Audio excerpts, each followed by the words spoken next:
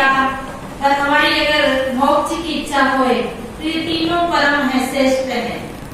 तो सदगुरु से प्रार्थना यही एक, गुरुदेव मुझको अब की बेर उबारो, ये मानव जीवन में आकर हमें उबरने की भूमिका, करने की भूमिका मिली है। लव 84 में भरमायो, अभी जो मिर्जापति विष्णु शरण साहिब के विचार सुन रहे थे, अनेक कहानियों में, नाना योनियों में नाना कष्ट भोगे हैं। कितनी बार हमने विधवा का दुख भोगा है, कितनी बार हमने बांझ का दुख भोगा है, कितनी बार हम विकलांग का दुख भोगे हैं, कितनी बार हम बीमारियों से घिरे हैं, अनंतों कष्ट इस जीव ने भोगा है।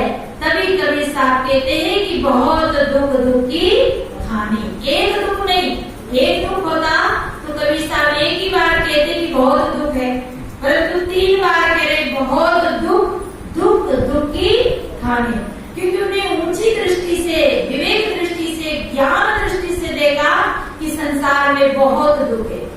अब आइए, दुख कैसा है? एक दुख नहीं है। अरे घर में धन कम है तो धन का अभाव का दुख। वैसे लोग 3 तरह से तो दुखी रहते हैं, कोई अभाव से दुखी, कोई प्रभाव से दुखी और कोई स्वभाव से दुखी।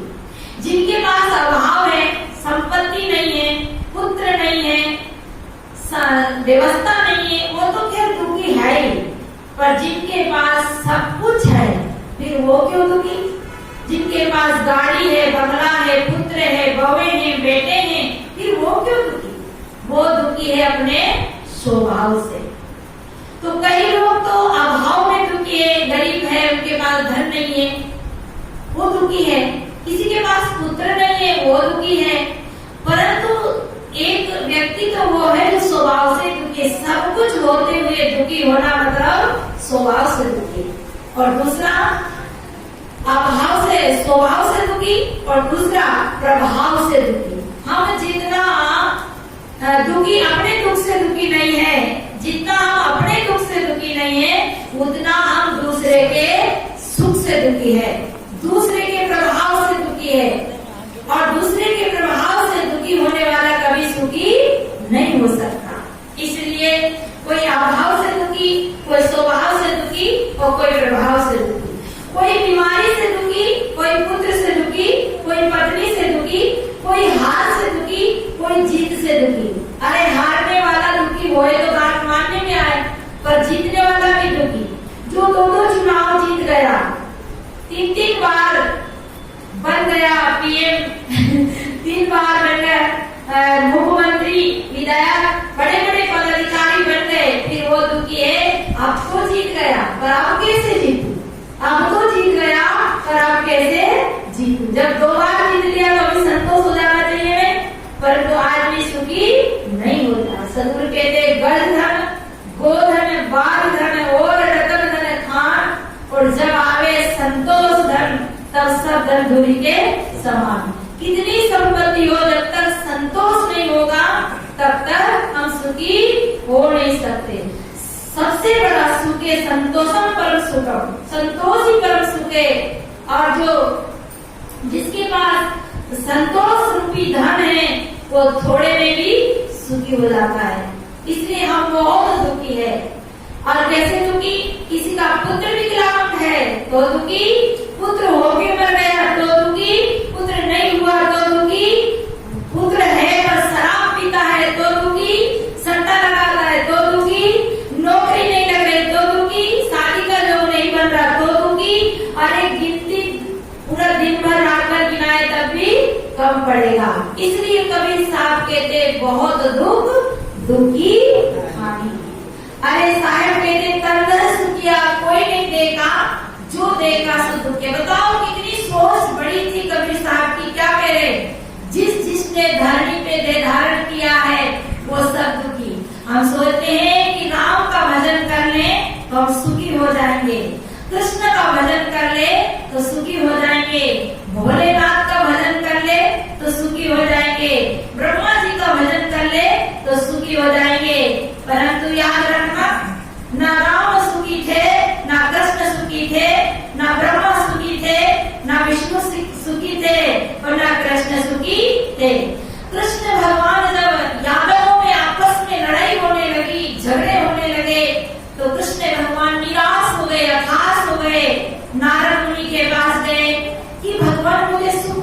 गए। मेरे घर में झगड़े हो रहे, लड़ाई हो रही। सोचिए, जो कृष्ण दूसरे का फैसला करते थे, दूसरे का समझौता सूत्र यानी शांति का प्रस्ताव लेके जाते थे, उस कृष्ण के घर में झगड़ा होते हैं, लड़ाई होती है। यादव डट के पड़ते हैं, लड़ते हैं। या कोई यादव हो तो बुरा मत मानना। तो कहते हैं वही कृष्ण नारद मुनि के पास गए और नारद जी से कहा कि भगवान मेरा दुख कैसे मिटे, मेरे घर में झगड़ा हो रहा, लड़ाई हो रही। तो नारद मुनि कहते हैं केशव, तूने जिंदगी भर लड़ाया, मरवाया, कटवाया, तो तेरे घर में कैसे सुख होगा, कैसे शांति होगी। इतिहास उठा के देख लो।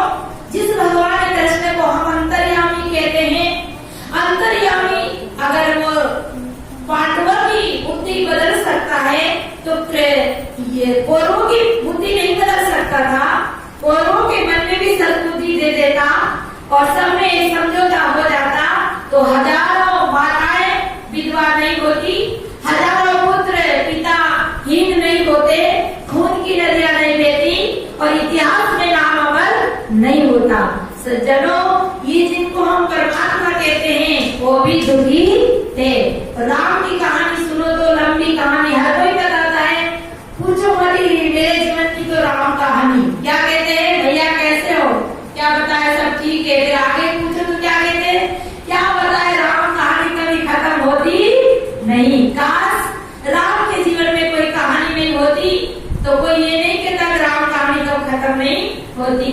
और हम सोचते हैं, हमारी माताएं सोचती है कि अच्छा पति मिल जाता तो हम सुखी हो जाते। और राम से अच्छा पति मिलता क्या, बताओ। सबसे अच्छा पति राम था। किसका पति, किसका पति था राम, बोलो बोलो, किसका पति था, याद है आप लोगों को। राम था जानकी का पति, सीता मैया का पति। उस सीता से तो जाके पूछो कि सीता मैया तुमने राम जैसे पति को पाया तो कितनी मात्रा में, कितने % तुम सुखी थी, जरा बताओ तो क्या वो सीता मैया बताएगी आपको कि मैं मेरे जीवन में कितनी सुखी। अरे मैंने तो स्वयंवर रच दिया और स्वयंवर का मैं ये रच दिया कि धनुष तोड़े उसके साथ शादी हो। अब धनुष कैसे टूटे, इसके लिए सीता पहले से दुखी हो गई कि धनुष कैसे टूटे, धनुष कैसे टूटे। धनुष टूट गया तो परशुराम आ गए बीच में दुख देने के लिए। किसने तोड़ा, क्यों तोड़ा, अब बताओ। उससे कैसे कैसे झंझट से निपटी और चलो अब तो ससुराल में आ गई, डोली में बैठकर सुंदर सज के आ गई। अब तो बड़ी प्रसन्न थी सीता, पर सीता को ये पता नहीं था कि घर में जाते ही, ससुराल में जाते ही मुझे राजरानी नहीं बनना है, मुझे नौकरानी नहीं बनना है, मुझे तो जंगल की रानी बनना है।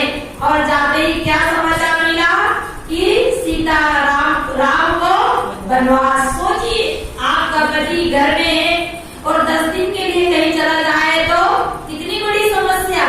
और जिस राम को 14 वर्ष घर से बाहर रहना पड़ा, वो क्या सुखी थे, सोचिए, विचार करिए।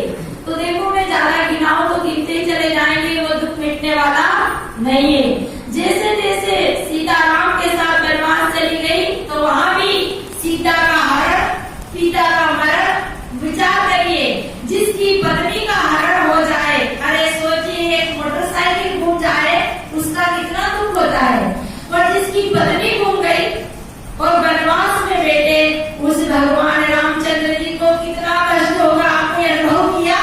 आज तो सब लोग बोलते जय श्री राम, जय श्री राम। क्या होगा जब तक आदमी जिंदा रहता है, जब तक महापुरुष जिंदे रहते हैं, तब तक धरती के लोग दुख देते हैं, कष्ट देते हैं और उनके मर जाने के बाद दुआएं देते हैं, जयजयकारा करते हैं, उनके नाम से धंधा करते हैं, पैसा कमाते हैं, अपना बिजनेस चलाते हैं। राम के इधर पिता का मरण, उधर सीता का हरण और वनवास।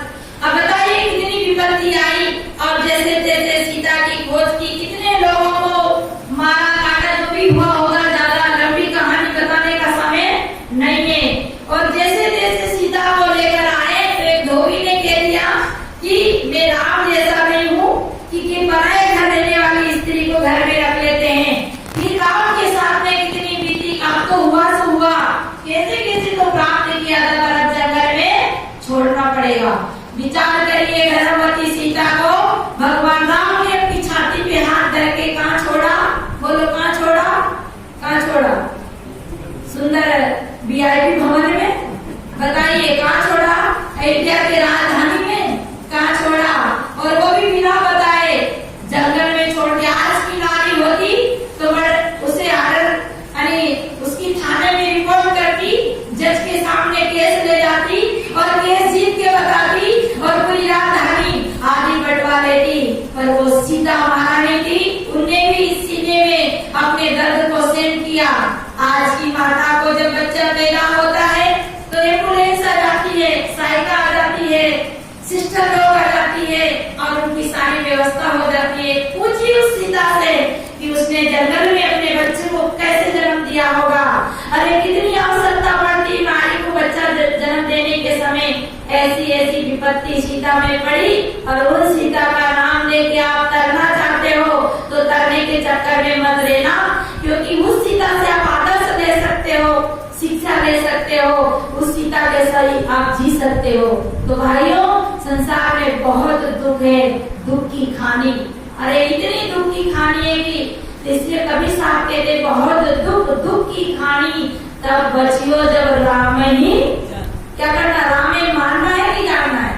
बताओ। लोग कहते हैं कि मानने से काम चल जाता है। विद्या पढ़ो और विद्या मान लो, पुत्र शादी करो